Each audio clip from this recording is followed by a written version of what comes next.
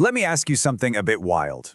What if I told you that most of your biggest life decisions, who you date, what you buy, how you react under pressure, were actually programmed into you when you were just a kid?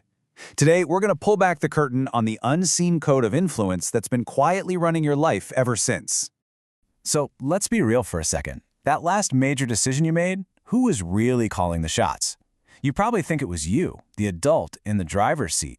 But the truth is, we're all walking around with a kind of mental software, and a huge chunk of it is seriously out of date. Think of your brain like a computer. Your core reactions, your gut feelings, your fears, that's all part of an operating system that was coded way back when you were a child. Now, it was brilliant for survival back then, but today, that old code has some serious bugs, vulnerabilities. And the scary part is, some people know exactly where those bugs are and how to exploit them. Okay, so let's get right into it. To even begin to understand how you can be influenced, you first have to understand the code that's already running inside you. It's time to find the ghost in your machine, those unconscious rules you've been living by without even knowing it. This right here is the childhood development triangle. Now, it might sound a little academic, but it's an incredibly simple and powerful way to understand why we do what we do. The core idea is that as kids, we all wrote these little automated scripts to get 3 fundamental needs met. And here's the kicker. Those scripts never went away. They're still running in the background of every single decision you make. Let's start with the first corner, safety. I want you to really think back. As a kid, what did you learn was the fastest way to feel secure, to avoid trouble? For some of us, it was to get loud, to take up space, to be the dominant one. For others, it was the complete opposite, to be quiet, agreeable, to basically become invisible so you'd never be a target. That pattern, it's still running your life. Next up, friendship, or really connection. How did you learn to belong? Were you the class clown, always ready with a joke to get people on your side? Or did you figure out pretty quickly that the easiest way to be accepted was to find the person in charge and just agree with them?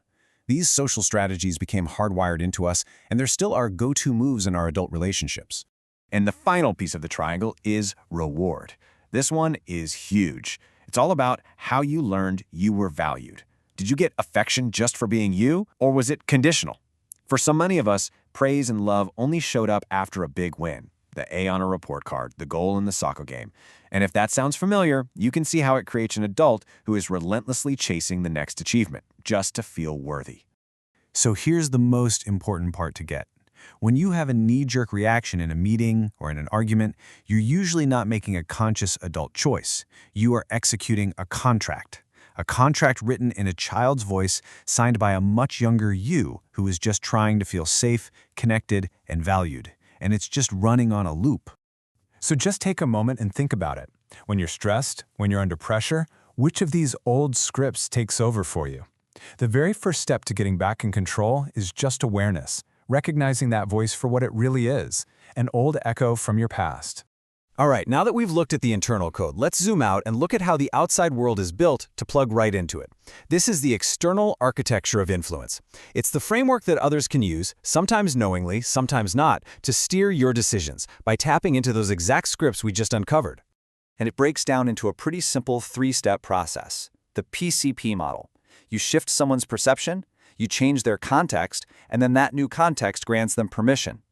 See, you don't change someone's behavior by arguing with them. You just change the environment around the decision, and suddenly a totally different action feels not only possible, but natural.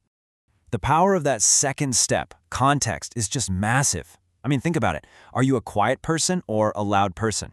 The real answer is, it depends. You act one way in a library and a completely different way at a music festival. You're the same person, but the context, the environment, is what dictates which behaviors are allowed. And this is the secret. If someone can subtly redefine a situation, say by framing a tense business negotiation as a friendly collaboration, they have totally changed the context. And in that new context, doing something that seemed unthinkable before, like sharing sensitive information, suddenly feels like the normal, automatic, and permitted thing to do. Okay, so we've got our internal childhood scripts, and we have this external model for influence. Now let's look at a specific and frankly scary, powerful technique that weaponizes both of them to create obsession.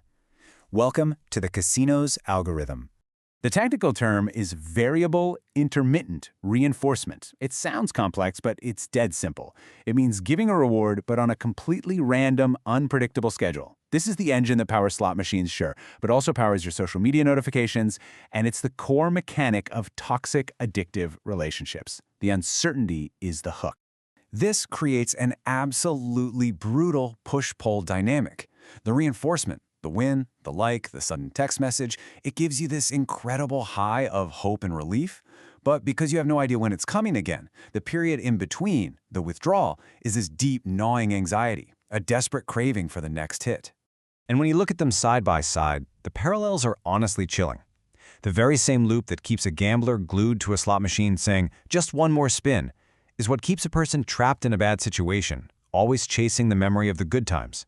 The entire system is designed to exploit our hope and ensure we keep playing, long after it stops making any logical sense. So, after hearing all this, you might be feeling a little bit on edge. But look, the goal here isn't to make you cynical or paranoid. The goal is to make you aware. The goal is to empower you to become your own coder, to build up your own mental immunity. This knowledge is not a weapon for you to use on other people. It's about self-mastery. It's about seeing the architecture of influence so you no longer fall for it unconsciously. The moment you understand the system, you can finally open up the hood and start to debug your own programming. So here is your toolkit. 3 simple things to take with you. First, audit your programming. When you feel that surge of anxiety or that need to please, just ask, is this me or is this my old childhood code running? Second, spot the frame. Pay attention to how people are defining a situation. Are they shifting the context on you? And finally, recognize the algorithm. If anything, a person, an app, is putting you on an emotional roller coaster, that's a red flag. That's the addictive loop, and it's your cue to step back. Because in the end, it all comes down to this one final question. If you don't consciously choose to examine your own programming and understand these systems of influence, someone else out there will gladly write your code for you. The choice of who's at the keyboard, well, that is now entirely up to you.